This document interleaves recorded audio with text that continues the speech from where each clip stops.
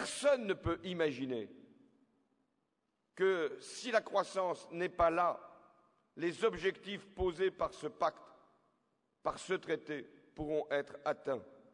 Même les agences de notation, même les marchés le savent et s'inquiètent face à la menace de récession et au niveau des dettes. Même certains gouvernements conservateurs qui expliquent déjà, après avoir apposé leur signature, que ce pacte est intenable, qui demandent déjà de le revoir pour ce qui concerne les objectifs qui sont assignés à leur pays. Voyez l'Espagne, voyez les Pays-Bas et bientôt d'autres. J'en sais aussi qui ne disent rien pour le moment et, quoique conservateurs, espèrent notre victoire pour renégocier le pacte budgétaire.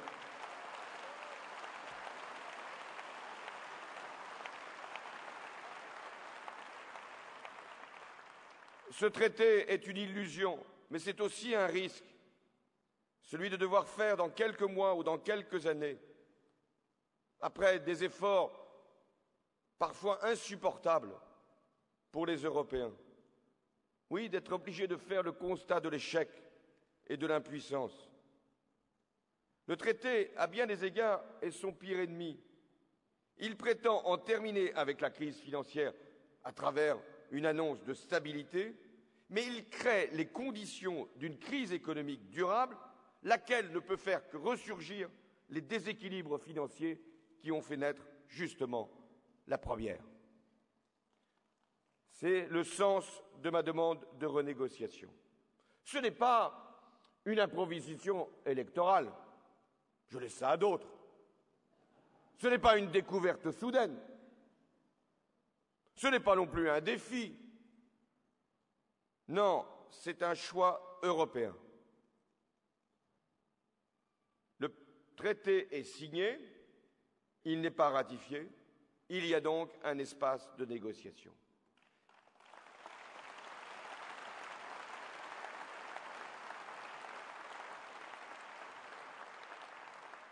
J'ai donc demandé un mandat au peuple français. S'il fait le choix de me porter à la présidence de la République, j'aurai alors le devoir, l'obligation de renégocier ce traité parce que le peuple français en aura souverainement décidé.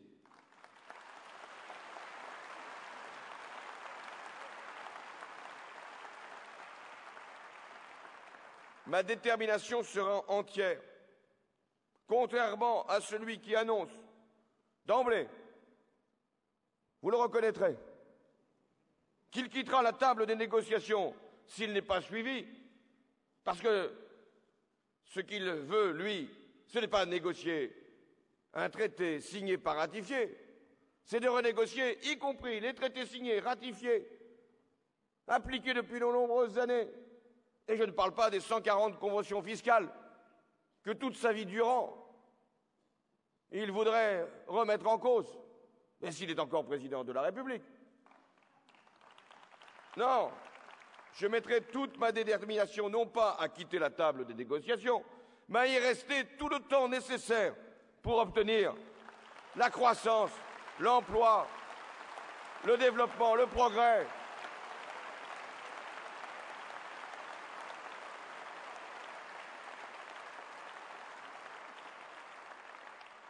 Et nos partenaires le savent. Il ne s'agit pas simplement d'un choix personnel. Je sais aussi que la nouvelle Assemblée nationale, que le peuple français aura à choisir au lendemain de l'élection présidentielle, que cette nouvelle Assemblée nationale et le Sénat ne ratifieront pas en l'état le traité s'il ne fait pas l'objet d'une renégociation sérieuse pendant le temps qu'il nous sera donné de le faire. Mais de quelle renégociation s'agit-il? La question est légitime. Je propose de nouveaux instruments pour atteindre de nouveaux objectifs. Je l'ai dit, j'accepte les disciplines, la gouvernance. Je veux, en revanche, qu'il y ait pour l'Europe de nouvelles capacités pour agir et pour l'Union européenne de nouveaux défis à relever. Les instruments sont simples. Il s'agit de mobiliser des financements supplémentaires pour permettre la croissance et l'emploi. Le premier de ces financements, c'est le recours à la Banque européenne d'investissement, qui devra lever de nouveaux emprunts pour intervenir dans des domaines que nous connaissons bien, les projets de développement, le financement des entreprises. Mais ça ne suffira pas. Le second instrument, c'est l'eurobond, la capacité pour l'Europe en tant que telle d'émettre des obligations, non pas pour mutualiser les dettes souveraines, mais pour financer de nouveaux projets de développement.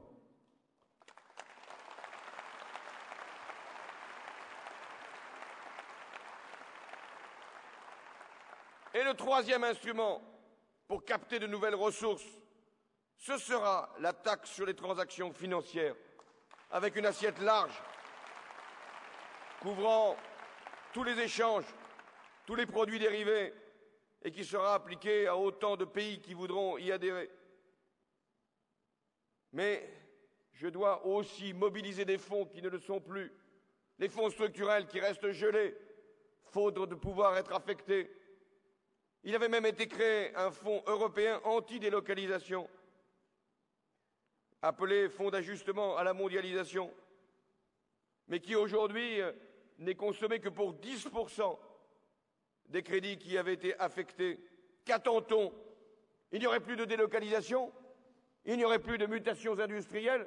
Eh bien, nous mobiliserons tous les fonds européens pour agir pour l'industrie, pour les mutations, pour l'emploi, pour la croissance.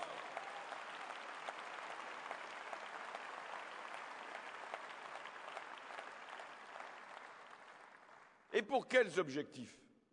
Il y a d'abord l'énergie, la transition que nous devons opérer, la montée des énergies renouvelables, les économies d'énergie, les réseaux de transport, bref, tout ce qui nous permettra d'être à la fois plus économes dans les ressources que nous devons maîtriser, des matières premières, et en même temps d'avoir des capacités d'investissement qui nous permettront de lever de nouveaux emplois. Voilà le premier objectif, la transition énergétique. Le second objectif de cette mobilisation exceptionnelle de financement, c'est la recherche, l'innovation, les universités, grand enjeu de l'Europe.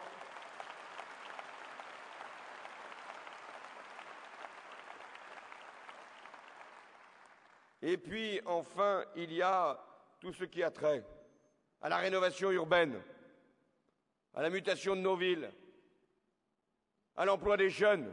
Je veux faire de la jeunesse une grande cause européenne.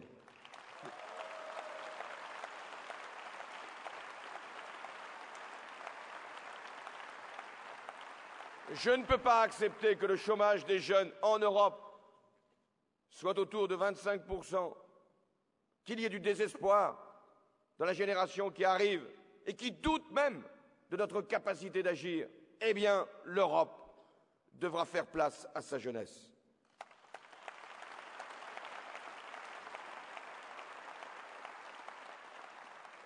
Au-delà de cette renégociation, il y aura d'autres défis à relever.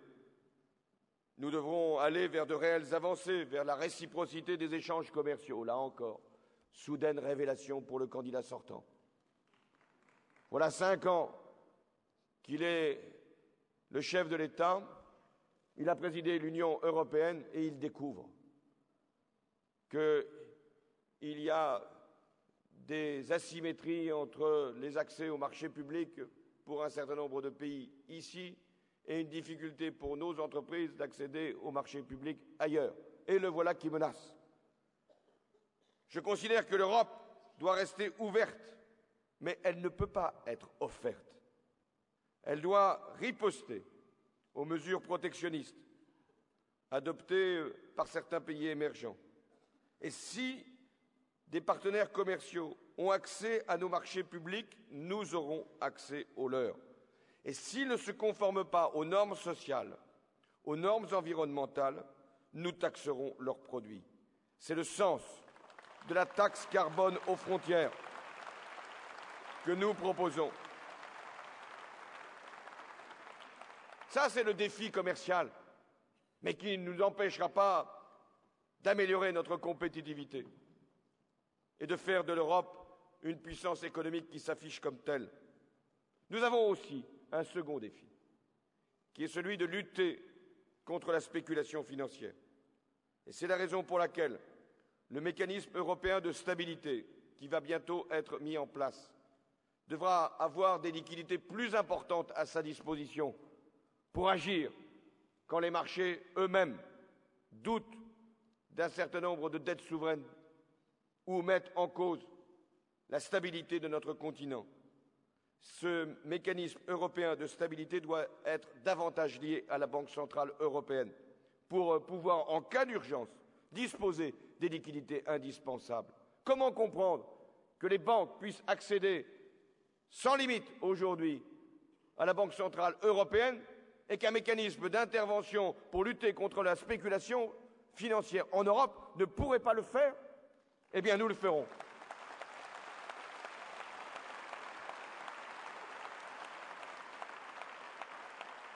Et puisque je parle de la Banque centrale européenne, elle a renforcé ses interventions, et c'est une évolution louable. Mais elle devra aller plus loin pour jouer pleinement son rôle de prêteur en dernier ressort. Je sais que cette position n'est pas partagée par tous en Europe, mais ne nous interdisons rien pour faire évoluer le mandat de la Banque centrale européenne. Stabiliser les prix, c'est fait. Lutter contre la spéculation, il y a encore à faire. Et surtout, agir pour la croissance. Telle doit être également la mission de la Banque centrale européenne.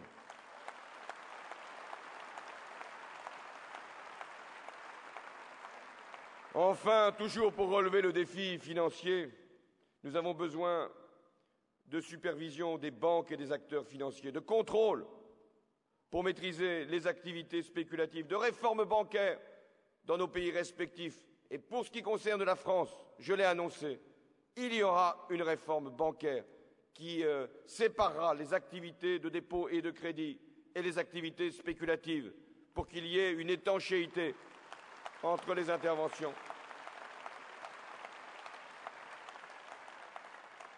Enfin, je reprendrai la proposition de créer une agence publique de notation pour ne pas laisser simplement les agences que nous connaissons aujourd'hui décider des dégradations qui peuvent toucher des États. Bref, je n'accepterai pas, pour ma part, que l'économie, que la finance, que les marchés puissent échapper au contrôle du politique, des élus des nations, des élus européens. Je sais que nos amis allemands le comprennent parfaitement. Et c'est d'ailleurs la raison qui a voulu que la souveraineté budgétaire du Bundestag soit un principe constitutionnel indépassable. Eh bien, il en sera de même pour le Parlement européen. L'Europe a besoin de toutes ces nations. Et je salue ici tous ceux qui représentent les différents pays européens et notamment le président du Parti socialiste européen.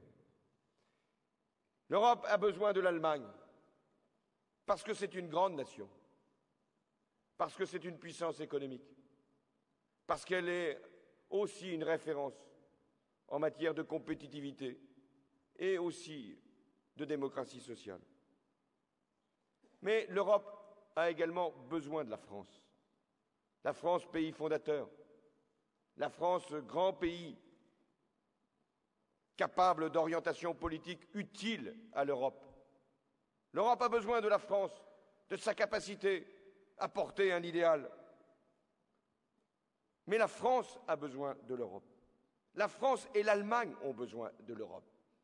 La France et l'Allemagne ne peuvent pas penser à elles seules diriger l'Europe.